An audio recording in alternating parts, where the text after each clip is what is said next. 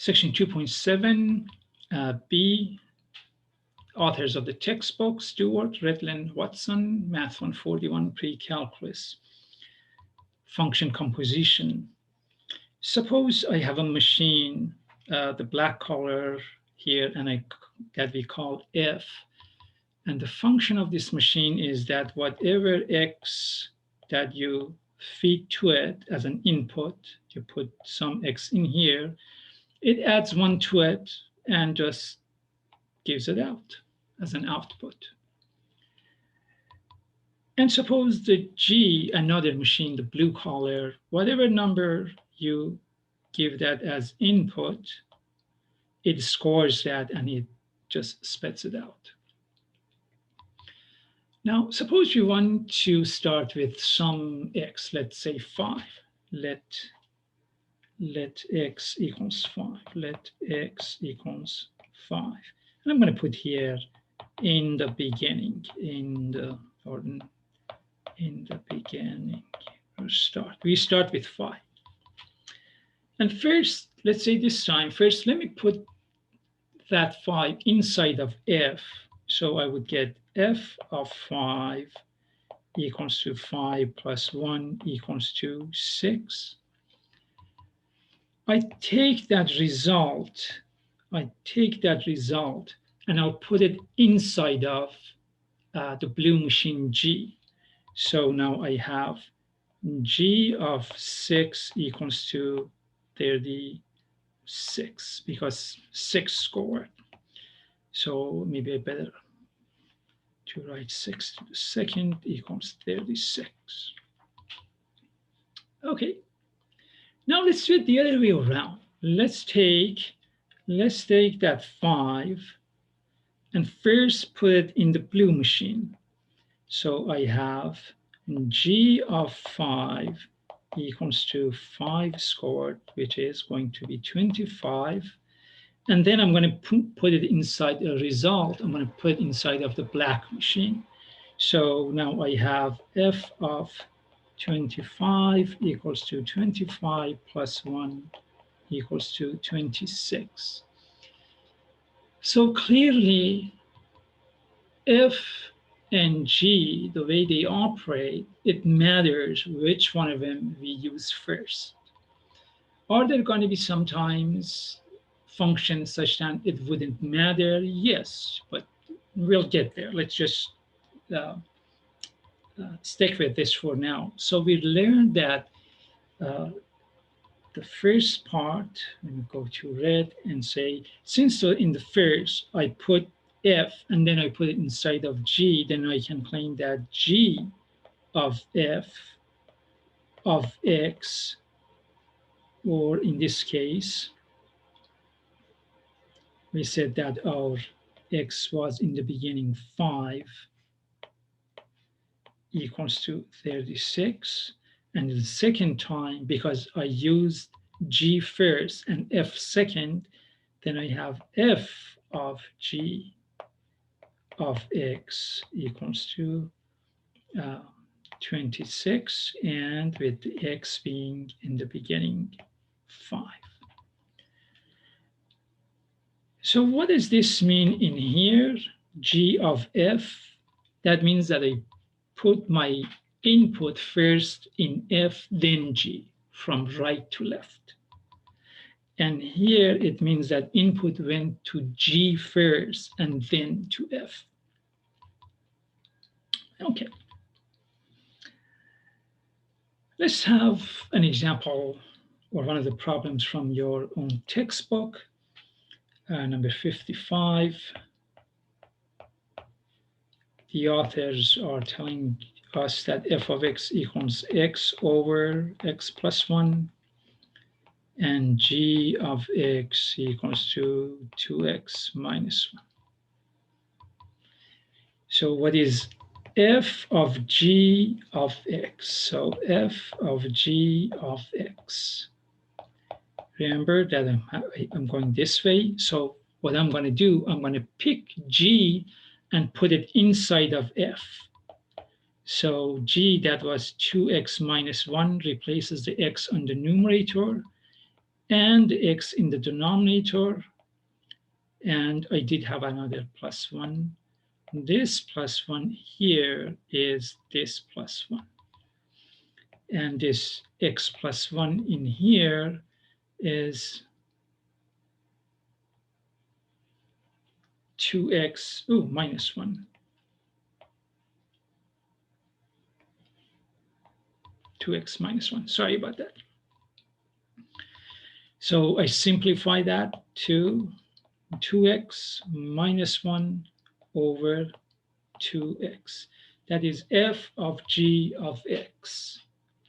Okay. What is the domain of f of g of x?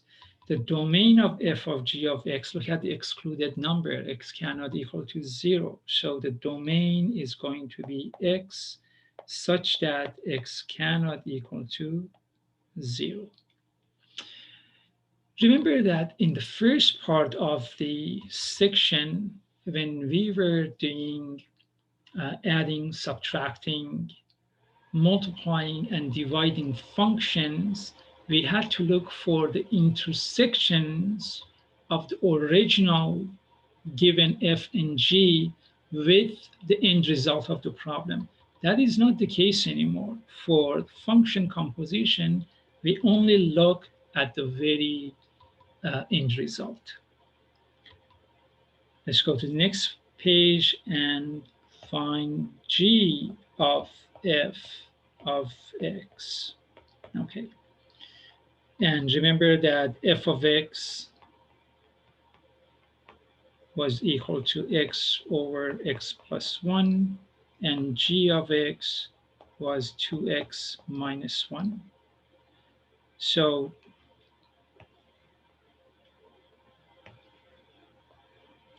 now I have to pick f and put it inside of g. So that equals,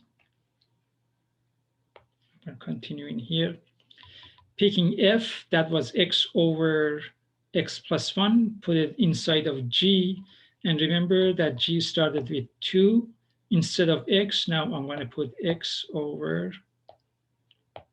x plus 1. Okay, then I have a minus 1. And so that equals to 2x over x plus 1 minus 1. That's good enough. What's the domain? The domain is x such that x cannot equal to negative 1. And you can see it from here. If x is negative 1, then that'll make this undefined. Going to the next page, I have f of x. So what does that mean? That means that we put f inside of itself. So this is going to give me f was x over x plus 1. Okay, so now I have to put that over x over x plus 1, and there was a plus 1 in the denominator. Remember that originally we said that f of x equals to x over x plus 1. Okay. So now I replace this x on the top, I replace it by entire f, which is right here, x over x plus 1. And I replace this x in the denominator by entire f of x, which is x over x plus 1. And I had a plus 1 in here that we did not leave behind. All right, so now we have to simplify this. How am I going to simplify this? I have a complex fraction. I'm going to multiply the top and bottom of this by my LCD, which is x plus 1, x plus 1. That's the easiest for me. So that gives me x over, then x plus 1 cancels out. So I have x plus 1. And that gives me x over 2x plus 1. And what is the domain of this? The domain is that x such that x cannot equal negative 1/2. Well, how did I know that? Look at here. 2x plus 1. When is 2x plus 1 equals to 0? When 2x equals to